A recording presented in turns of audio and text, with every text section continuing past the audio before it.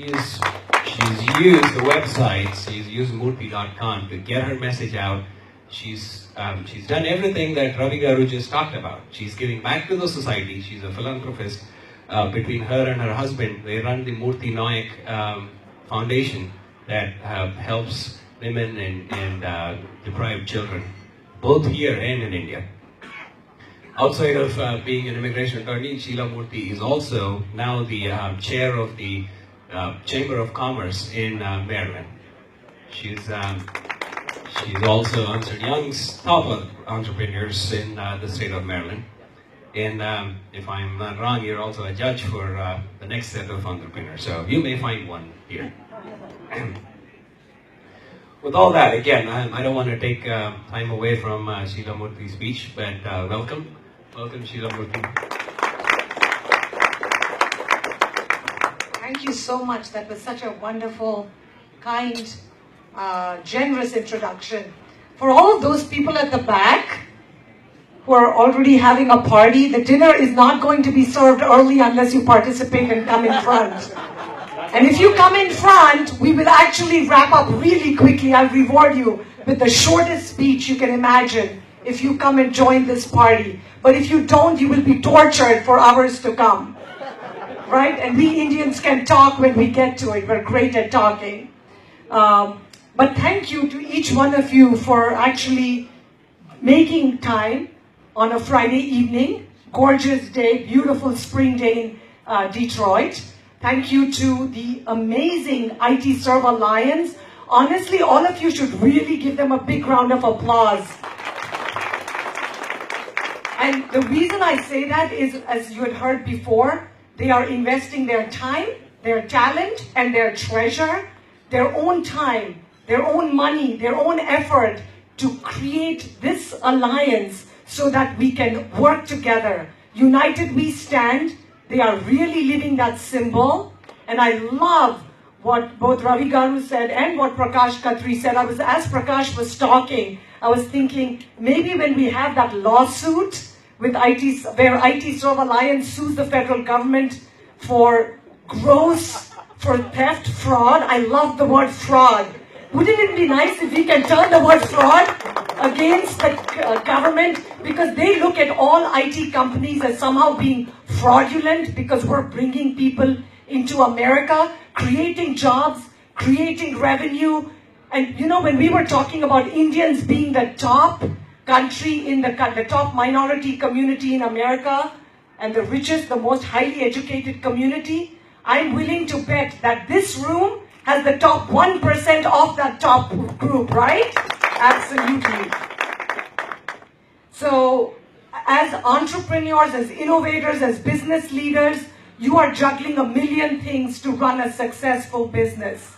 You're training your employees, you're creating jobs, you're paying taxes, you're doing all of the things of and dealing with employee turnover, spending thousands and thousands of dollars filing H-1B fees, spending on these fees only to find that the employee may have applied to 5 or 6 employers to be selected in the lottery because there's only 1 in 4 chance of getting selected in the lottery. So they try with 4 or 5 employers to get selected. And who's picking up the tab? All of you are paying for it, directly or indirectly. And how are you going to have to charge back to the client, create the economy so that you stay in business?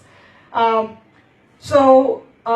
are a very elite group. You're an extremely powerful group. And I hope that just because we have brown skin and many of us are immigrants, we don't consider ourselves second-class citizens.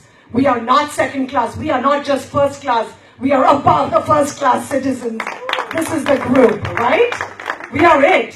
You're the most highly educated, intelligent, contributing to taxes, creating jobs, and if you're powerful in your own right, you are way more powerful tonight by combining and becoming a part of IT Serve Alliance. Because united we stand. I'm going to keep repeating that. You heard the saying. If you want to go far, go alone. But if you want to go fast, go alone. If you want to go far, work together as a team. And honestly, when they told me the fees, it's like $500 and it's a one-time fee. And with that, they've actually used it to file lawsuits And there's a lot of education, there's training, there's encouragement, there's exchange of information. And again, working together, all of us are willing to contribute. And I know Rahul Reddy has been one of the founders. I think he deserves an applause.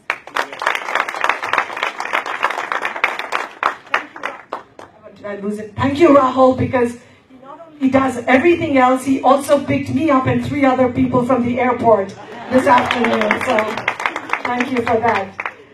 And so when people say to me, and so following up on Ravi Garu's comment about getting involved socially, I think all of us are doing things. Even if you're focusing on your business, you are helping the economy, creating jobs and doing all of the things. But get more engaged, because the more engaged, the more you lobby, the more we fight, the more we challenge, the more you question. You know what? Don't be ever afraid to file a lawsuit. I'm telling you, I said this before in the meeting in Washington, D.C. and Virginia. Being an Indian American, and my husband's also Indian American, but long hair, beard, looks like a sadhu. Really does, I'm telling you.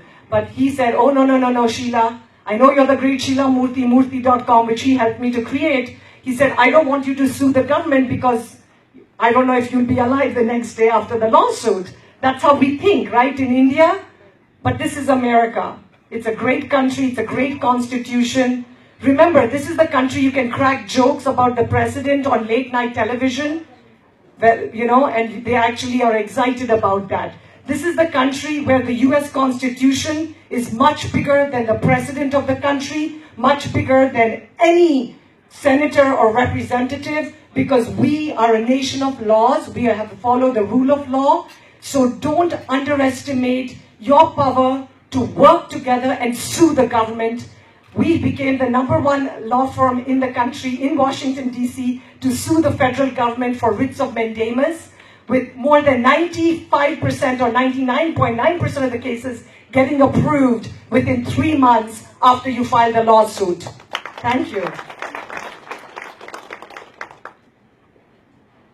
So not only do you win the lawsuit, you get respect from the government attorneys, and you actually end up giving a solution to your client for peanuts. Because of the volume, you can do it very cheap. And again, talking about volume, IT Serve Alliance, you're paying peanuts to lobby, you're paying peanuts to file a combined class action lawsuit. And Prakash, in front of 400 or 300 of your new best friends, we need to get you engaged to give us advice, because you worked inside the Department of Homeland Security as our first CIS ombudsman. What an honor for our community to have had you in that role, Prakash.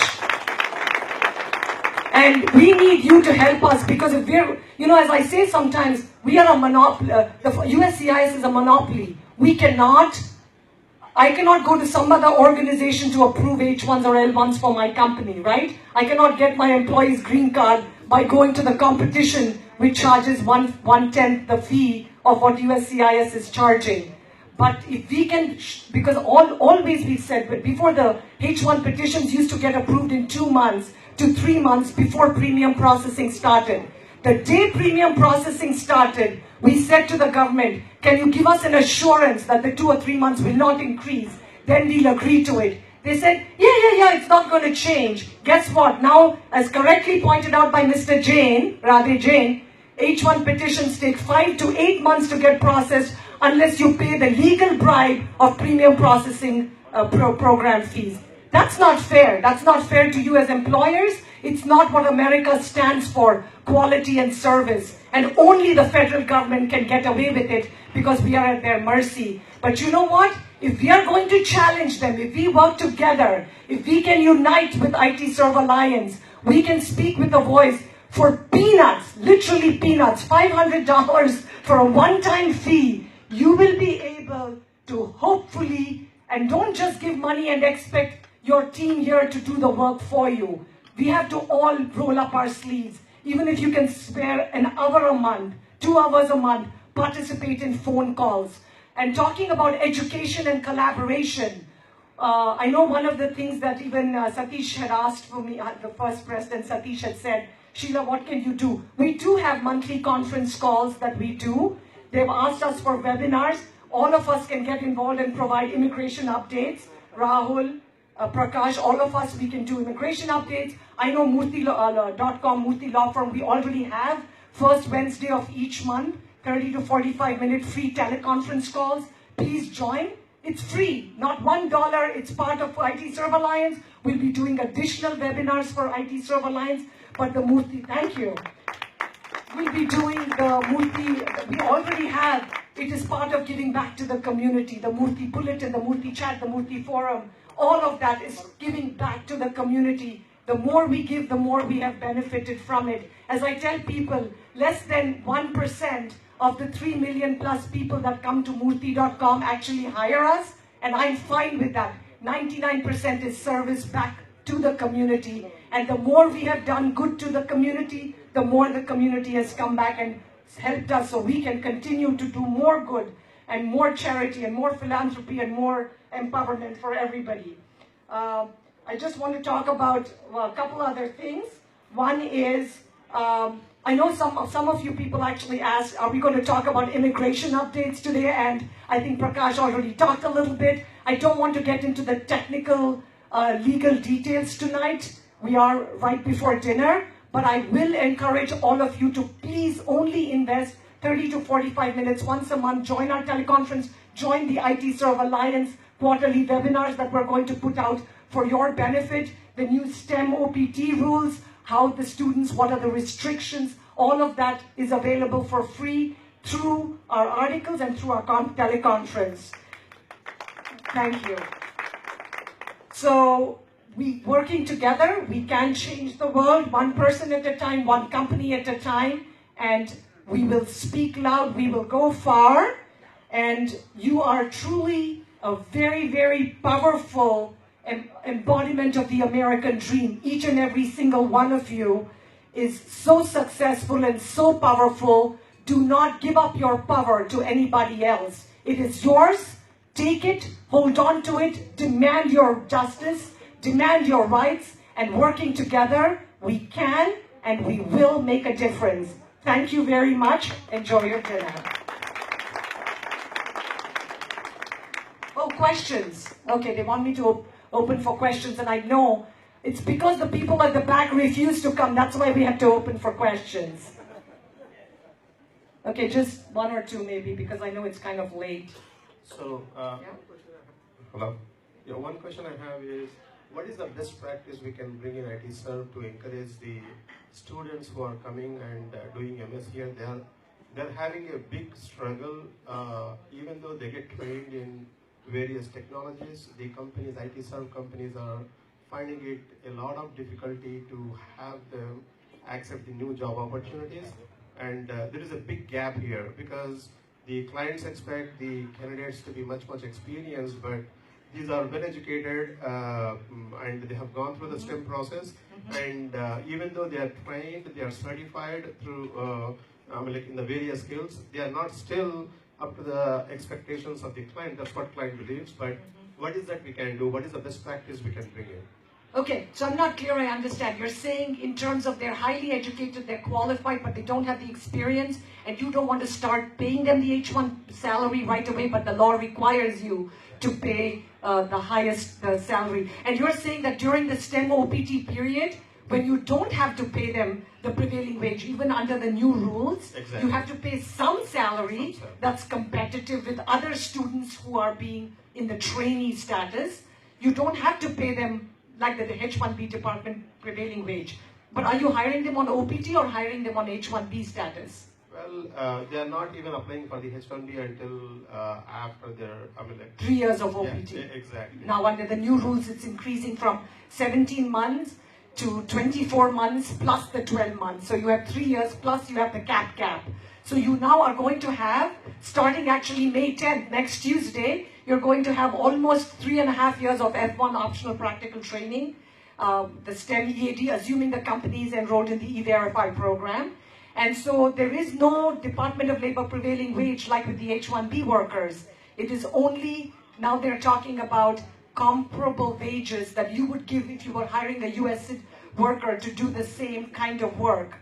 Anybody else? That if you were hiring a person, comparable wage, but it's not, it has to be about minimum wage, but there's no for the F1 STEM OPT grads, it's not the H1B prevailing wage at all. It is not the same wage. So your hands are not as tight. Yes, they do want you to complete the Form 983, the trainee program. It has to be directly connected with the program of study. So if it's a Master of Computer Science, obviously in a computer consulting company, no problem. And the salary does not have to be the H1B wage. It can be much, much lower, but has to be what they consider comparable to what you would give to somebody else who's a fresh graduate, who's not highly trained and going to be able to meet the client's needs. Did that answer your question? Okay, thank you. One last question and we'll hopefully start dinner. No questions. People are hung. Okay, sorry. Okay, two of you. Okay, go ahead. Today, I think you might have seen the June bulletin. Yes, the June bulletin, retrogression to October 1, 2004 for EB2 and 22nd September 2004, same date. Just 1 week, 10 days difference between the two. On what basis the Department of State goes to roller coaster the dates 2012, 2004, 2010, 2005? Yeah. Okay. What is the basis and how authentic are the dates? Okay, so the dates are authentic in the sense that's what the US Department of State Visa Bulletin published, right? So why it's a typical basic economic scenario, supply and demand. What is the supply, what is the demand? And we have a per country quota limit in the world. So even though India has a population of over 1 billion people and Nepal less than 1/10 or 1/100th of that, Nepal has the same per country quota limit as India does, as China does. And as you just heard Prakash say, we are the #1 bringer of H1B. 70% of the H1 is used by Indian nationals. So guess what? Our waiting lines are the longest in the world. Now, you as employers may be thrilled to know that your employees are going to be stuck with you for 10 or 15 or 20 years, though as employees you hated that, right?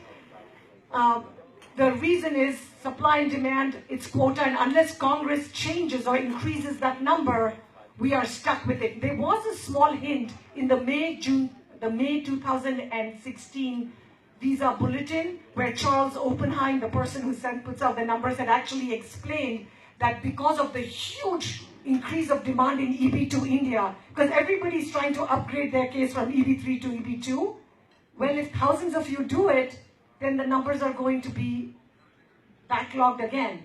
And so the difference now is so little that it's almost not worth for them to fight for. It's like, what, 9 days difference, 22nd and October 1st.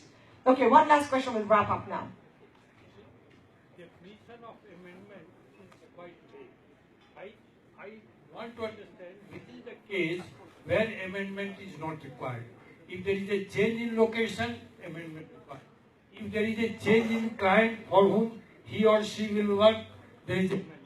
What are the cases where amendment will not be required for a person? That I want to understand. Okay, that's a good question. So generally an H1B amendment is not required, is only required if there is a material change.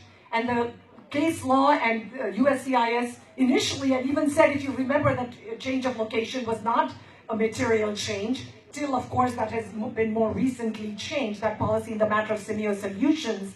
But so if there's a natural promotion in the job, if there is an increase in job duties, a salary that is slowly, gradually increasing, if there are changes in the job duties, but if there is a change, a major change in the work location and material change that would completely overhaul, if the person was working as a programmer analyst, but now is managing other people and no longer doing any programming and coding, but only acting as a manager, now the job duties are substantially different. Presumably the salary is not just 2 or 3% more, but 30, 40, 50% more, then they expect you to file the H1 amendment. That's like a really 2-minute answer. We can obviously get into details later on. Thank you, enjoy your dinner. One more great round of applause. That was a really good presentation. I want to request Shri Yaramseti to please present a memento to Sheila Murthy.